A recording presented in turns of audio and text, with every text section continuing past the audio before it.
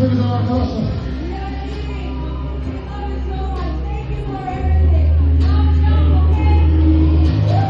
Bakalım birlikte yakılar. Bize buraya herkes kaybolur sanki. Böyle bir hata olsun. Bir de kafamda bastırır oraya geliyor. Ya, hayatın heyecanı heyecanı ya. Hayatın heyecanı heyecanı ya. Ya. Kazan. Kaybedecek elimiz kaçar. Çocuk çakat arıyor. Oynayan şeyi yok. Olmayan paçası yok.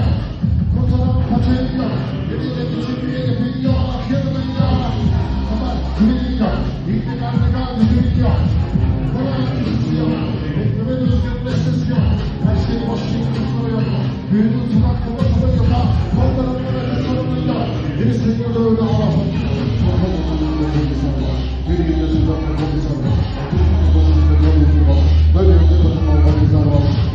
Çok önemli bir zaman var. Aslında çok daha iyi olmuş. Yarın kadar boş arkalar. Burada patlar. Ortalık birlikte yapmış. Zıplayan herkes tanrı sanki. Böyle bu namusun. Bir de kafamıza bastırma bekliyor. Hayatın heyecanı heyecanıyor. Hayatın heyecanı heyecanıyor. Hayatın heyecanı heyecanıyor. Herkes tanrı sanki. Böyle bu namusun. Bir de kafamıza bastırma geliyor. Hayatın heyecanı heyecanıyor. Hayatın heyecanı heyecanıyor. Hayatın heyecanı heyecanıyor. Kalk. Kendinize çok iyi bakın. Tekrar görüşmek üzere. Hoşça kalın arkadaşlar.